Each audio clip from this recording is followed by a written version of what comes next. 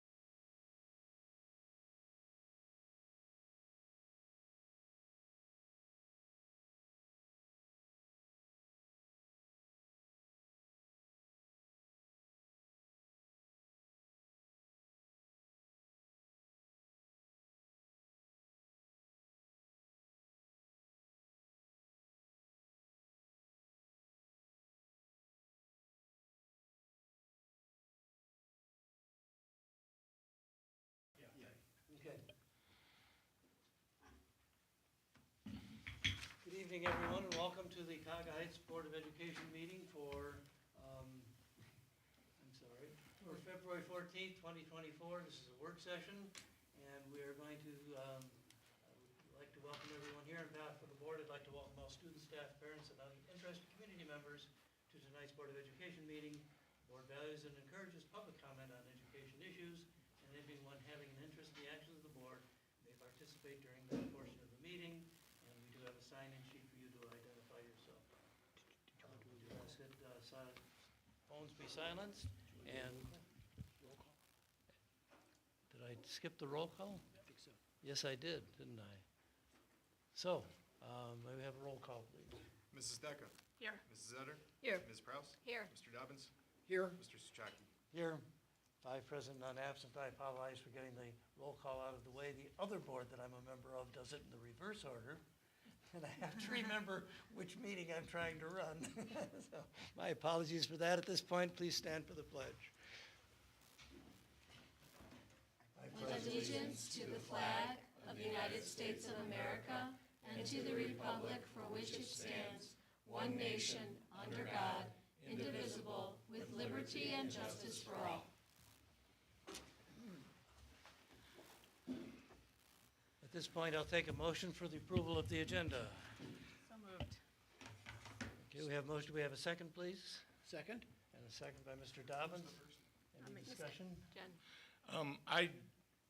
Mr. Young informed me that he's not going into executive session tonight, so unless there's another need for executive session, we can cancel the executive session for this evening.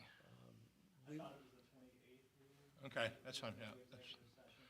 that's fine. Derek was gonna join me and he went home tonight. But if you would like the update regardless, I can certainly do that. It's completely up to you. I think we can have a brief executive session after this meeting, just to get a feeling on where we're all stand. I think that would be a good idea, if that's all Okay. right with everyone. Okay, we'll leave it on the agenda. Okay. Any other items for the agenda?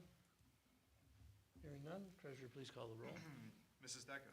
Aye. Mr. Dobbins. Aye. Mrs. Utter. Aye. Ms. Prowse. Aye. Mr. Souchaki. Aye, motion passes 5-0. At this point, we have comments from the public, and I have 3 people on the sheet. So who's going to start here? Are we? Thomas J. Coyne, 23589 Little Drive, Brook Park, Ohio. I'm the principal with Strategies for Successful Recycling Unit. My client's is Outfront Media. We're the second largest media provider in terms of revenue in the country. Prior to that, I served for 24 years as the mayor of the city of Brook Park, and I'm very familiar with the public process of securing contracts for RFQs, RFPs, and public bidding. I had the opportunity to meet your superintendent, Mr. Evans, last week. He was very cordial to invite me over to talk about the proposal for your billboards along the interstate. And Mr. Chairman, I don't know if it's proper for me to go into this here or at the business part, whatever you deem necessary. Please overrule me. I always enjoy that. So do I, by the way. Yeah, and clearly, presently, you have I can tell you in 24 years, I only got 2 levies passed in the city of Brook Park when I was a young mayor at 31, and when I came back the last time, because they split our kids between 2 towns and the residents never forgave them. It's a very difficult thing, and so when I engaged with Outfront Media, it was for the purpose, I said, look, there are so many entities, school boards, public properties of cities, they need revenue. Back in the day when we had the cell towers, maybe some of you were approached, to pay for various improvements. And it's very, very tough to sell people because you have most of the cities here, like in Brook Park, they made their money off their industrials. Why can't the schools do the same thing that we do? Why can't they do that? So I was encouraging Outfront to do that, and unbeknownst to me, I believe it was the treasurer of the board here, sought proposals from various interested parties to see if they could, they would respond. And primarily, Lamar was a sole source in this region. There was no competition for them. So to the credit of your treasurer, he went out and sought some. And we responded at that time.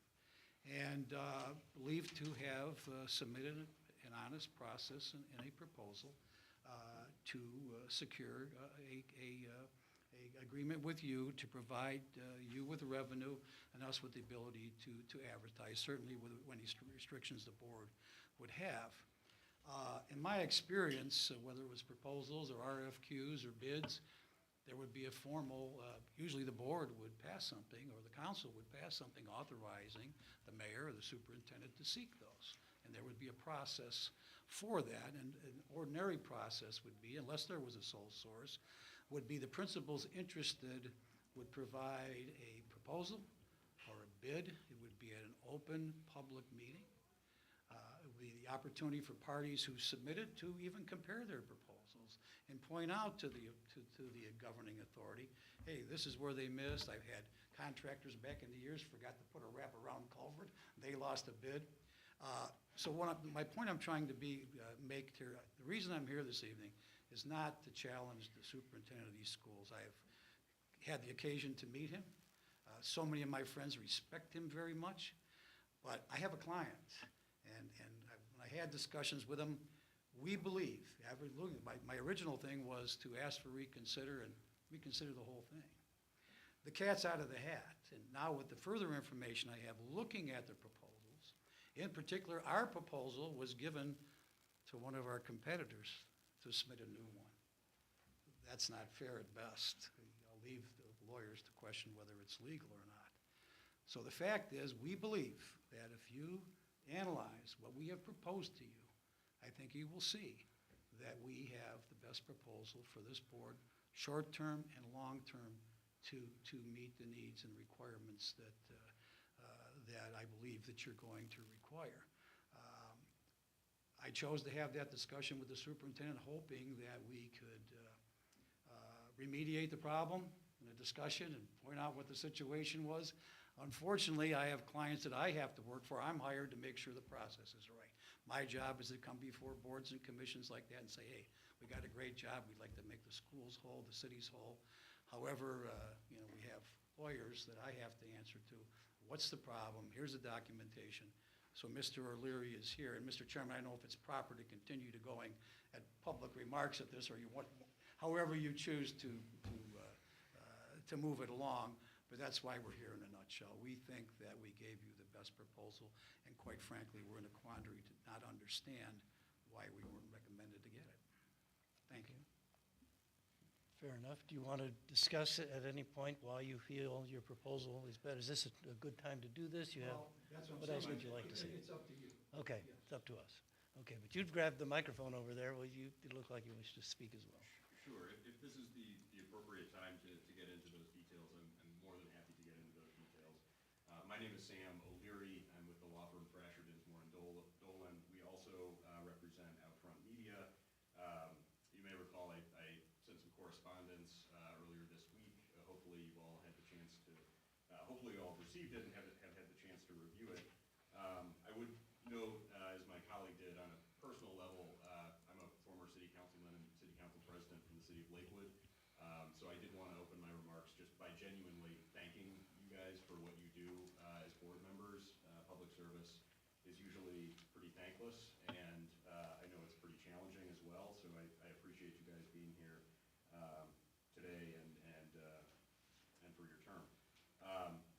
With respect to the proposal from my client, I think as Mr. Quinn alluded to, there's kind of two issues here. One is that unfortunately, as we see it, the process that the board and its representatives engaged in here to make the selection was really fundamentally unfair to Outfront in terms of soliciting a proposal which we feel was head and shoulders better than the Lamar proposal at that time, and then taking Outfront's proposal back to Lamar and shopping it, which I think tellingly only resulted in a $5,000 a year increase above what our clients were offering.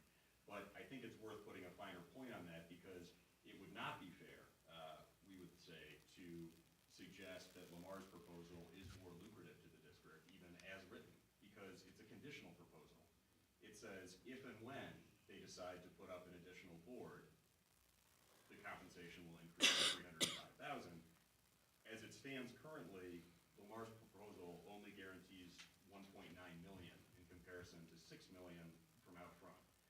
The other thing that should be noted about Outfront's proposal is Outfront's proposal includes a complete reconstruction of all the actual structures themselves so that they are code compliant with the current code. It also contemplates the reinstallation of the digital board components, so it's employing the latest technology as far as those are concerned as well. And so that investment, as well as, improving the roads down to the boards, which are not in a safe or traversable state, frankly, currently. So all of those values together are an additional about $1 million worth of investment from Outfront. So Outfront has come to the table and said, we're willing to put forward about $7 million towards this enterprise. And again, we think that that's really a telling approach as far as when you look at Lamar's history with the district and Lamar's predecessors. It's it's really kind of fluctuated in terms of the total value of the lease from somewhere between 1.6 to 1.9 million. And that's obviously true even of their current lease for the additional 15 years. Frankly, I think Outfront's proposal actualizes the real market value of the board's asset here in a way that Lamar frankly never has or has sought to. And to that point too, I would say it's very interesting to me that Lamar's proposal makes the $305,000 conditional on the installation of the digital board, but also obtaining the permits to install it. The reality is, those sites are permitted for the digital installation now. They could have put that up 10 years ago if they wanted to. They're making a business decision not to do that, not to put the money in up front to pay out the ad revenues long term. That is partially why Outfront's proposal is for a 20-year term as opposed to a 15-year term. But as we say, we also feel that it's a fair proposal in the sense that it's vastly more lucrative in a guaranteed way to the district.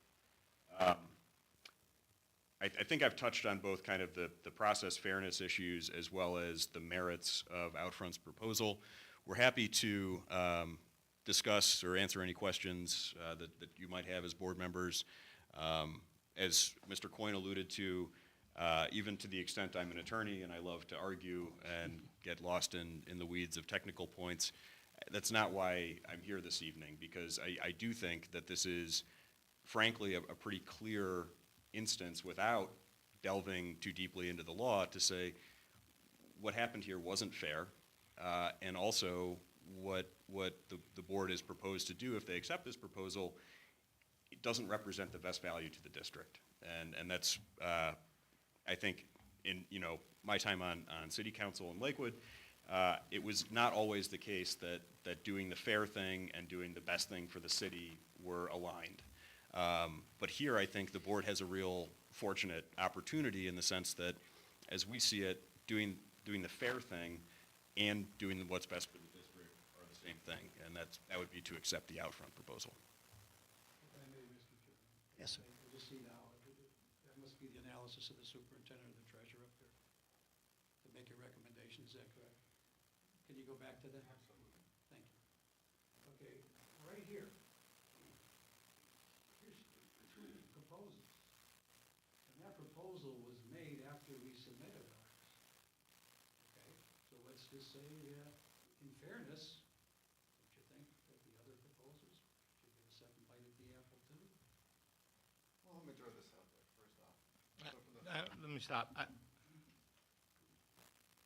I would prefer this not turn into a debate here. This is public comment section. If there's to be a discussion, I would recommend to the board that discussion, because this is real estate dealings, that take place in executive session. And I also urge the board to contact our district's legal counsel in regards to some of what's been said this evening, if that is the case. So if you're asking, based on what you've heard today, if you don't feel comfortable moving forward with this, that's fine.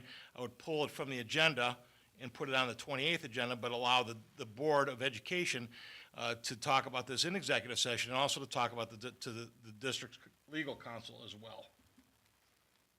I would like to add a comment. Yours, sir? I'm Bill Platko. I'm with Outfront Media, market manager here.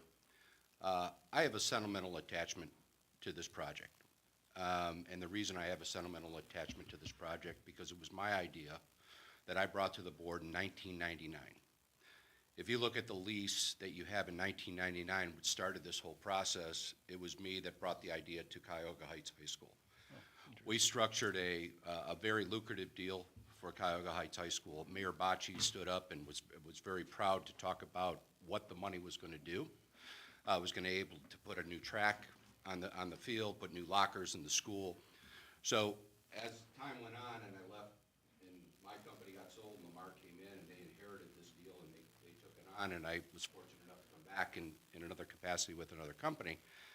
I saw this opportunity there again, and I'm like, oh my God, I really want this.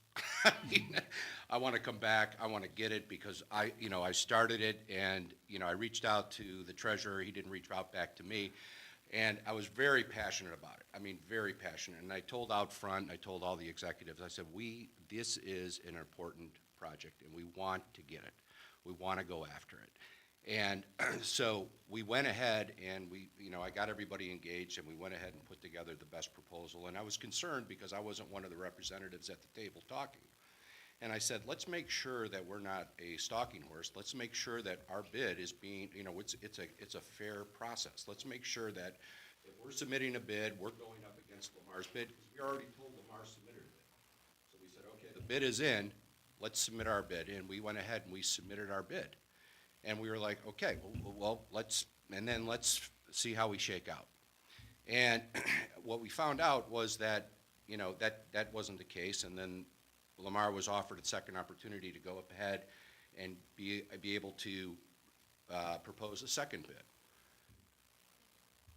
We were kind of shocked by that, and I was a little bit set back. I'm like, how could that happen?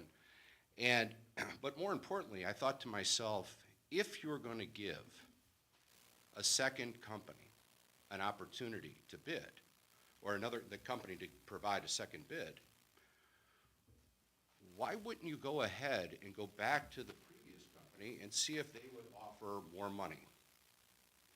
Maybe there's more money on the table. Maybe there's a better opportunity to enhance the revenue that we can generate off of this inventory. Maybe we couldn't have done it. Maybe we could have done it. Who knows? But to me, that would have been a natural course of process, and that didn't happen. That didn't happen at all. And then when we look at the bids, and we look at the contingency of the bids. So I know this business, right? This board, another board could have been converted to digital 10 years ago. Lamar could have converted it to digital 10 years ago. What they did was they provided a second bid saying, contingent on us converting this to a second digital board, we will now pay you the same amount or $5,000 more than what Outfront is providing. Outfront never said that. What Outfront said was, we're guaranteeing you this money. We want this. We're a committed partner. We want to do this. And I'm urging them to do it because, I'm passionate. I want these damn things. I'm telling you right now, I would love to have them. And so we went ahead and we put our best foot forward, and we went ahead and did it. So through the process, we just didn't feel that the process was fair. And when it all filters down now, when we look at the end result, despite the fact that we were put at a disadvantage, we still have the better bid. Now, whether there's a legal ramification there or there's other, who knows? But from an ethical standpoint and from a responsibility to the citizens of Cuyahoga Heights, wouldn't you look at these and say, who is the best bidder? Because at the end of the day, we're both going to provide the same benefits. Lamar's going to do their job. It's not a bad company. They're a strong company. They'll do what they need to do, and we're going to do what we need to do. At the end of the day is what's the net benefit to Cuyahoga Heights? And we feel that we have the bigger net benefit, and the information suggests it. So I'm not sure if there was a lack of understanding of what the bids looked like, or if whatever went into the decision-making process, I don't know. But when you look at it black and white, you got a contingent bid that says that we may pay this amount of money when we decide to convert this to a digital unit, versus another bid that says we are guaranteeing you this money day one. No contingencies. Mr. Chairman, I would agree with the superintendent. As long as the board is not going to take action on this, we're satisfied. I would suggest that you meet with your legal counsel and advise you. And I see he keeps putting this up there about competitive bidding. Well, that's correct. The school board has some latitude. However, once you start a process, you have to make sure it's fair. So I will stipulate for us that as long as there's no action going to be taken this evening, I think the board and the superintendent and the treasurer should meet with their counsel, and or the council should talk to the council and advise both of us and move forward, because we're not here in a spirit of being contentious with anybody. All we're asking is being fair, and we want to give you a lot of money, okay? So if the superintendent and the board will stipulate to that there'll be no action taken until you have time to meet with your legal counsel and confer with us. I would like to have, however, on the board, I believe it's a public record now, the analysis that the superintendent treasurer did of those things. So if I could have a copy of that, I'd be very pleased. Okay? All right. You can take care of that. And I thank you for, I think we went over 3 minutes.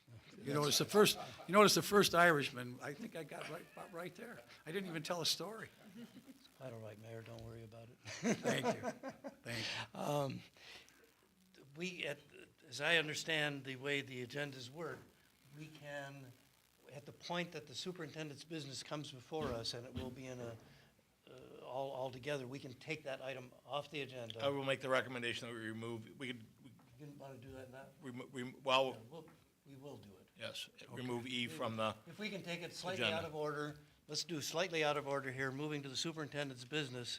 I would like to recommend that we take, let me get the right number here, 10E off the agenda for this evening, for later date pending discussion with legal counsel and other parties as necessary. why don't we vote on that Right. sole motion right now, and then we'll come back Yes. through the consent agenda. That way these gentlemen Right. can rest assured that it's not going to be Thank a you. discussion. I They agree walk out the completely, door. Mr. Evans. I'll make that motion. Do I have a second, please? Second? A second by Mr. Dobbins. Is there any further discussion on this before us? Hearing none, will the treasurer please call the roll? Mr. Souchaki? Aye. Mr. Dobbins? Aye. Mrs. Decker? Aye. Mrs. Etter? Aye. Ms. Prowse? Aye. Motion passes 5-0. We will not consider the contract at this time. Thank you for your consideration. And we will work our way through as best as it is with the appropriate people, contacting the appropriate people. Never easy. And thank you for Thank you. coming before us God bless you. with your concerns. Happy Valentine's Day. Thank you, same to you, sir. Your name again. Yeah, Bill, Platteville, PLA, TK. And we do have names here on the side. Okay, thank you. Thank you very much. Thank you. Non-disruptive. Thank you, gentlemen. No, not a disruption at all. We appreciate you bringing your concerns to us. Thank you. Thank you for being here. Good night.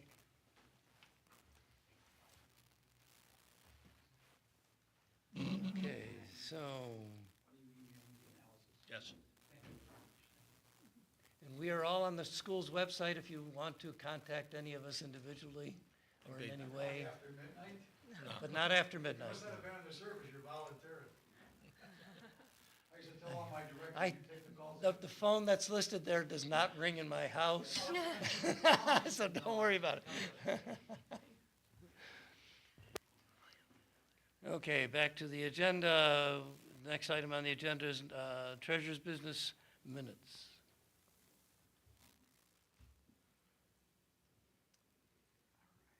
Mr. Buccio, have I missed something? All right, so I'm going to ask for 4A for 4A. approval tonight, on my consent agenda.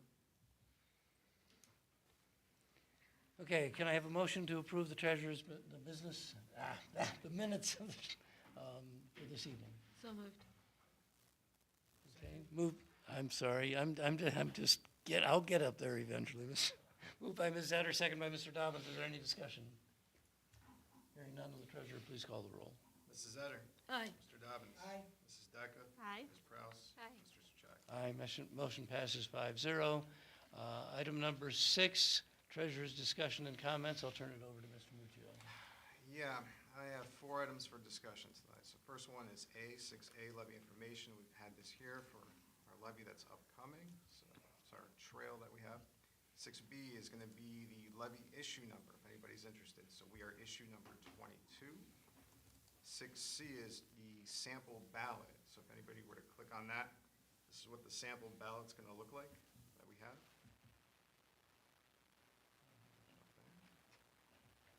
And 6D, Suburban Health Consortium. So we have a couple things that we're going to have to talk about. So first off, I just want to hit on a couple small items before we go to the larger issues. So the switch from Medical Mutual to Anthem, a status update. So the effective start date is 4/1/24. So we are working on the enrollment census right now, which is due at the end of February. So what we're doing is we're populating a giant spreadsheet with all of our staff with their dependents to make sure that that correct information gets put into Anthem. So Anthem has built out our medical plans, and we're enrolling those members as we go. We've had training this week that we've been working on. We're kind of lucky in essence that some of the other school districts have dental and vision rolled up in medical mutual, so they have to not only take their medical insurance over to Anthem, but also their vision and dental. It's a lot of information.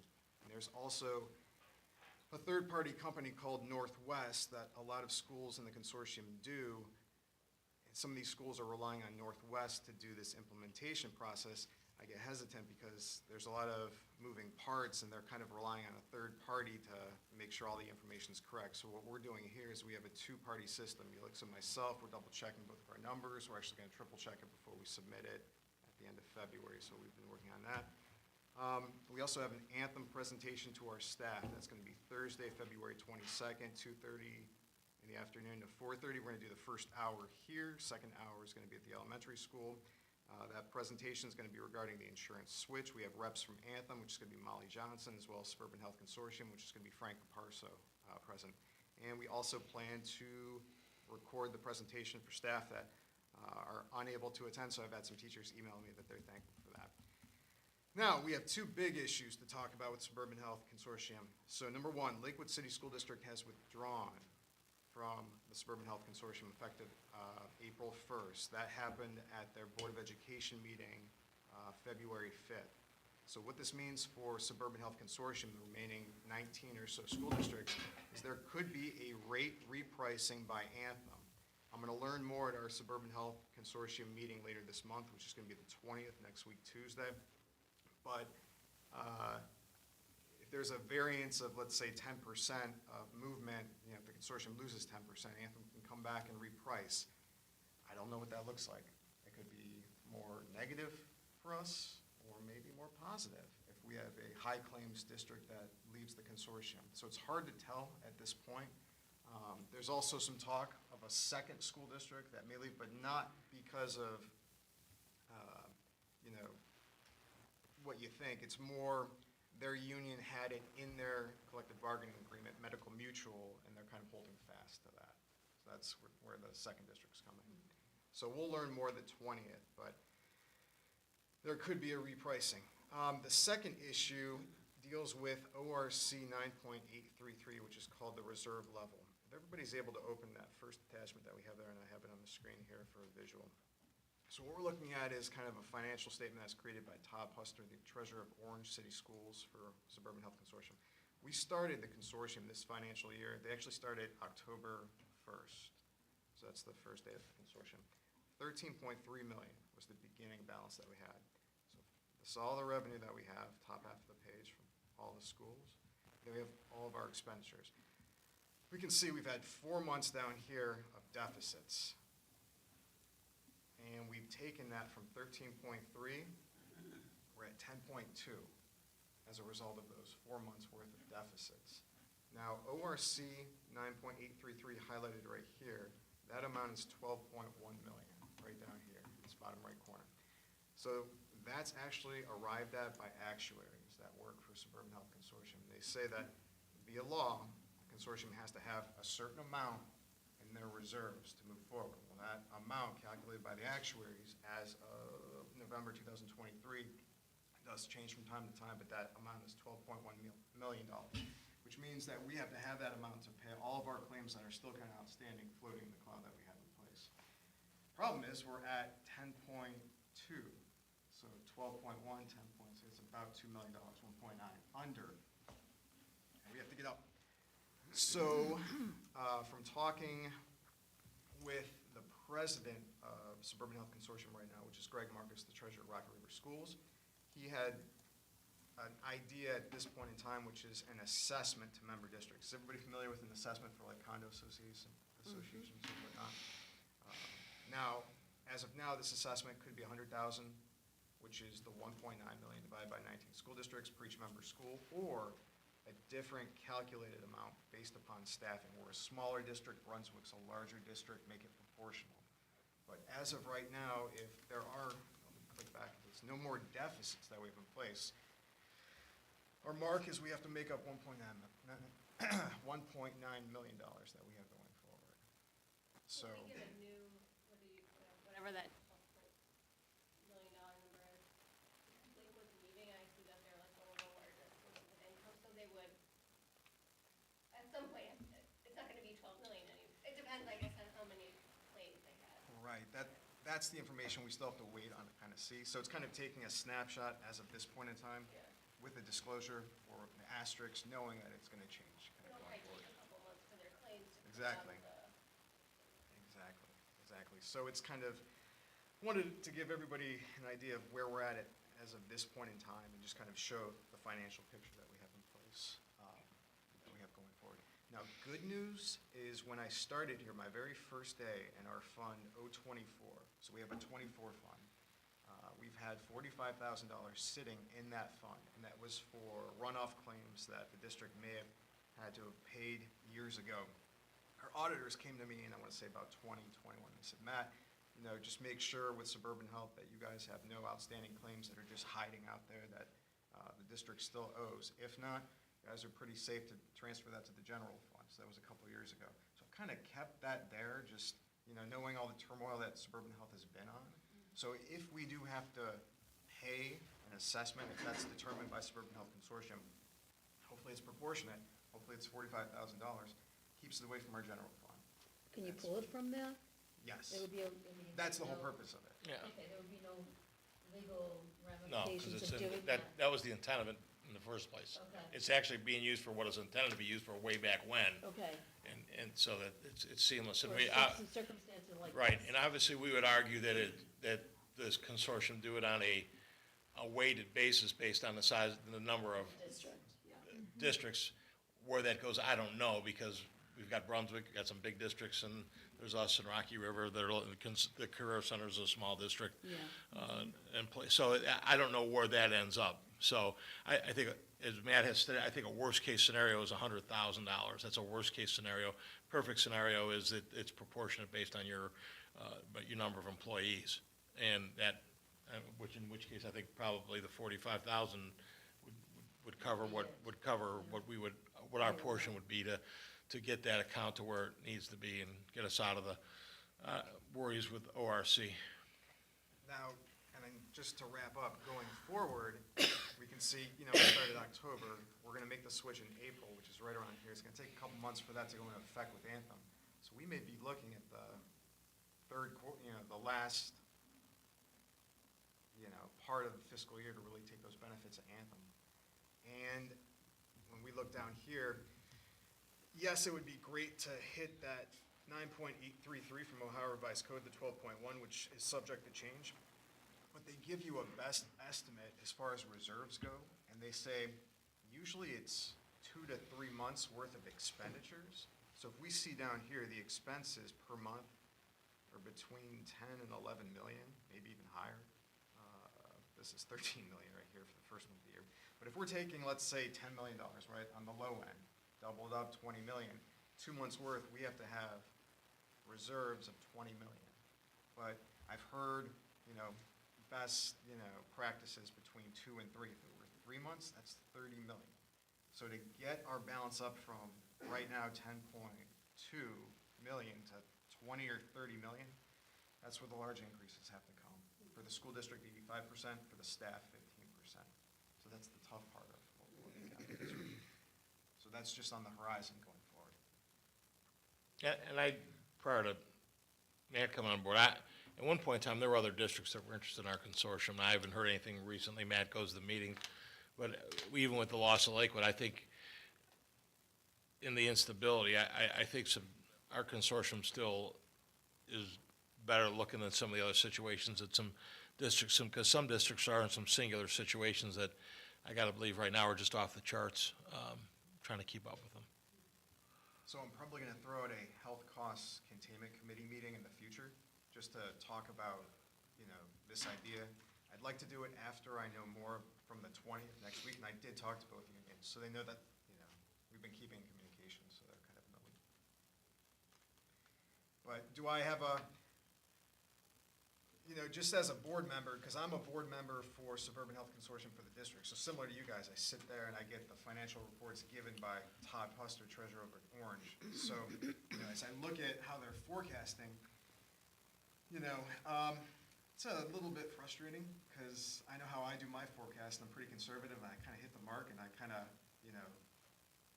give a long runway. I feel like maybe some of Assured Partners forecasts, as well as maybe some of the, how they kind of have been delivering it to us,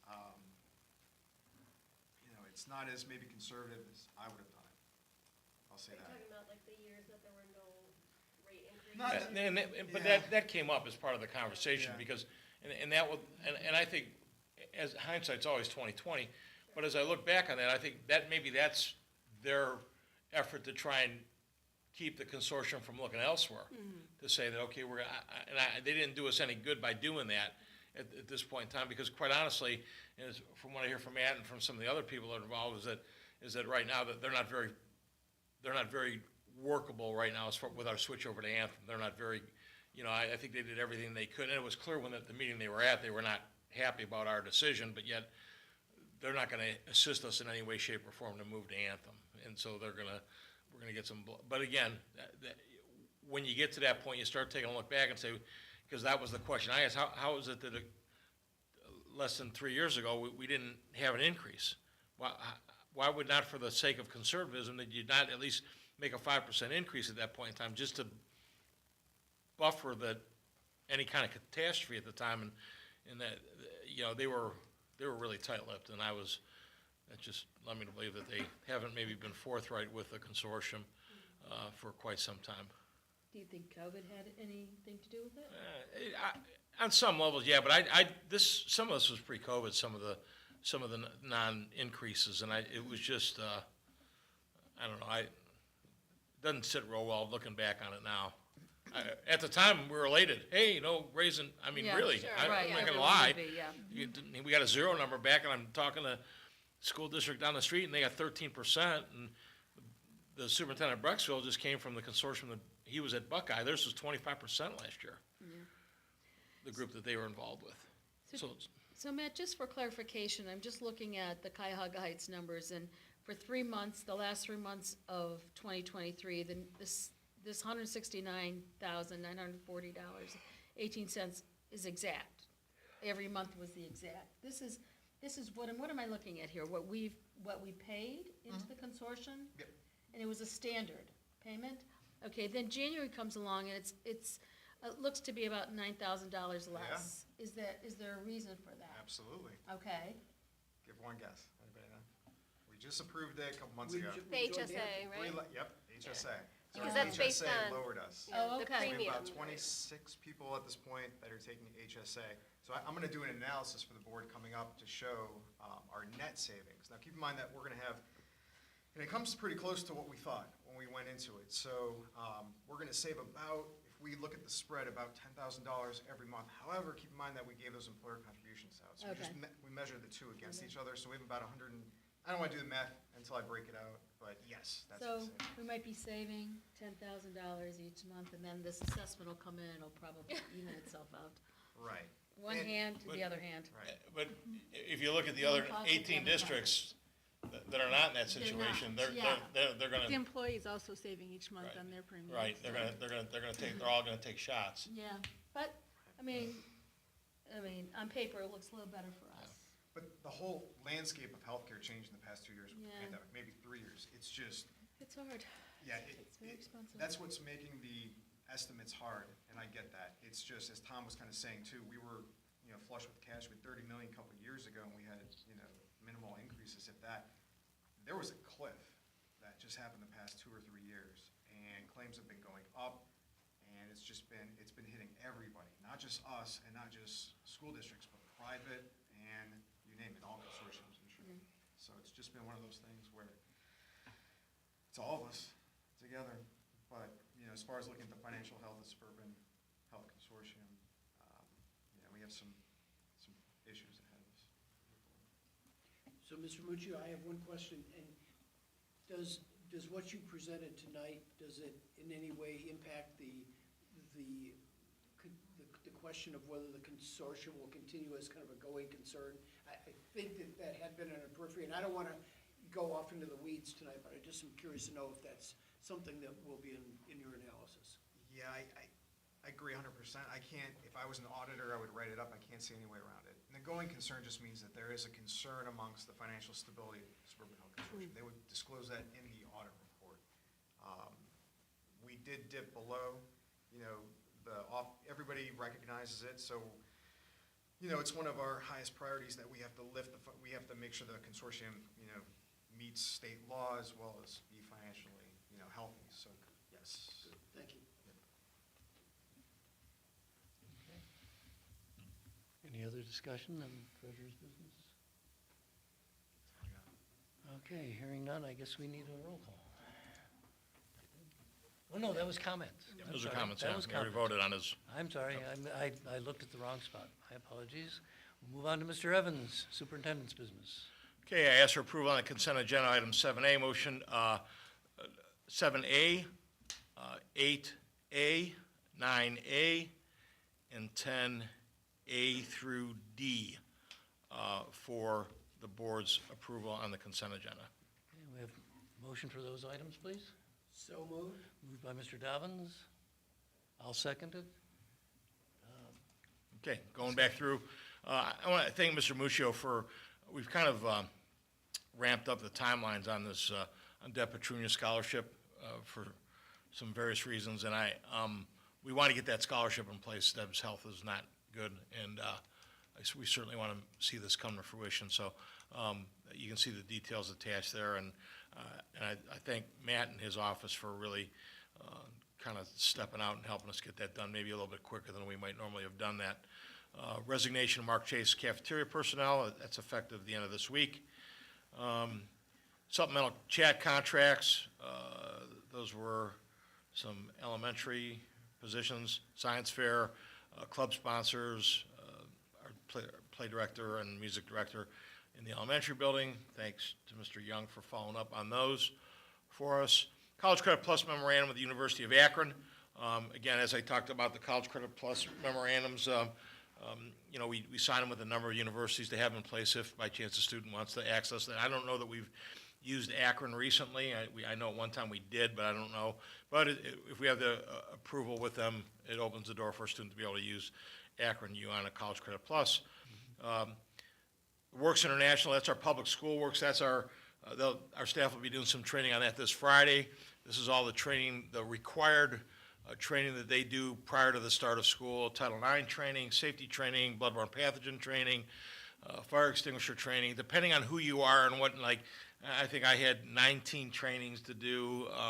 Some of the staff, I don't know that anybody's got less than 10, but this is a kind of a one-stop shop for us to be able to get all that training without having 25 professional days to do that training with the staff as a group. So kind of a self-paced event there. A lightning event management for our track meets. This is the computerized timing events that we use at the George Gross Invitational, the Cuyahoga Relay, for our own services on those items. Stoller Enterprises, that's the fundraiser. Those are the infamous butter braids that they've been selling in the elementary building since before time began. So it's still a popular item in the elementary, so I ask for those items for approval. Ask if there are any questions on any of those items. I wanted to go back to the scholarship. Is Yeah. it, first of all, just, again, the generosity from this community is just so outstanding, and so grateful to Mr. and Mrs. Petrunia for presenting the scholarship. Is this scholarship one time only? No, and this to only is one this is person? renewable by a student, so Deb's gonna deposit $25, and the way she explained this to me, $25,000 in a scholarship fund, and it's a student that's at Ohio State. So they take 3 classes and pass 3 classes, they turn that coursework in, they turn the bill in, and they get paid for those 3 classes. So that could take this student all the way through their 4 years at Ohio State to pay. That was the way that she wanted it designed, that was the way that she wanted to benefit 1, maybe 2 students, but that was the way, that was intentional by her. So it could be more than one person? Well, it depends on where you go and how much the classes cost, quite honestly. If it's Ohio State, so I think it's pretty much set. It's gotta be an Ohio State student, so it would be their time at Ohio State, whatever class hours run now. I know that my nieces 10 years ago paid a quarter what I paid for a whole year. So they're not what they used to be, but Deb wanted to, that's gonna be a pretty good chunk of some individuals' college So education. The person who gets it submits proof that they did the coursework. That they and pay the passed. courses and that they pass the courses with a C or better. Right. And then they would get reimbursed from the scholarship money. Okay, It can be any program, so it doesn't have to be a teaching program. right, They have to be, she said, an accredited or a credentialed program Right. at The Ohio State University, so there's no other university. Right. You have to go there. And what's interesting is that the application process she does not care about the GPA. right. She How doesn't that- care about ACT or SAT. It's learning knowledge for the sake of learning, which is something her parents valued, and something that she and Deb's sister have grown to appreciate out of their parents, and Deb wants to give back to an individual from Cognites who had her As as a a, preschool as a teacher. preseason. Absolutely. So it could be one person, and it could be, take them however long it takes them to spend $25,000 at Ohio State. Yeah. Okay, But it's not for room, it's not for board. No. it's Just, not just for, classwork. just for classes, yeah. classwork and things associated with right, okay. So it'll be their determination of whether, it probably will only be one person. Yeah, I don't Most know, I don't know, Very I don't- likely, yeah. unless the person were to decide that they hit the lottery and they don't need to go to college anymore, then whatever's left over, we could certainly. Or so, the student transfers, whatever it might be, you know. Yeah, so then it there's- would become, okay, yeah. whatever's left of it. Yeah. Very good. That's just amazing that this Yeah. is Truly is. going to be part of our, Truly is, Senior night truly this is year. amazing. And when I went over to talk to Deb about it, she was very clear about this is how I wanted it. Because when I took a look at it, when I read it on paper, we had questions about it when we Yeah. looked at it. I'm thinking, Deb was, boom, 100% spot on how she wanted how this to go. And I just commend Deb for that. I love the concept actually very Yeah. much. Yep. And then I had a question about the lighting services, that $1,400. Not so much about the cost of that, but do we charge people to go to the track meets? We charge the team's entry Just fees. the entry fees? Entry right? fees, yeah. Okay, so that'll probably get covered. The, in the this entry slide. fees cover the cost of the timing, the medals that we give out, the awards that we give out, and the meet official. Okay. We Thank you. generally charge for the big meets. We don't charge for tries and stuff, but like the George Gross and the relays, we have charged in the past. Right after COVID, we did not. Right, but the charges are the schools that are. The competing. schools, anybody that competes in it is charged. There's an entry fee. But if I wanted to go, do I get charged? Again, we haven't recently, we did for a number of years, and then when COVID struck, we just, everybody was allowed in to watch. Okay, So, which is a little bit unique to Cuyahoga Heights here, but, Okay. okay, thank you for clearing that yeah. up. So, Mr. Evans, when you do speak with Ms. Petrunia again, would you please extend the board's sincere gratitude for her willingness to help out future students? Absolutely. Thank you. Any discussion? None? Have we voted yet? I didn't think so. I have to make sure I'm saying in the right place here. Mr. Muccios, please call the roll.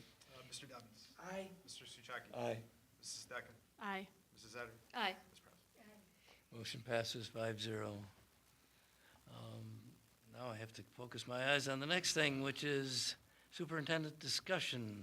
Well, do you have any other items for the discussion? Just some comments. I would tell you that Mr. Young, Mr. Burek, Mr. Dietrich, and Mr. Moore have purchased their plane tickets and will be flying to Texas this weekend to present at the national, the weekend after the superintendents get together. They were invited and they've taken it upon themselves to pay for their own flights. They're going to get put up by the by the convention.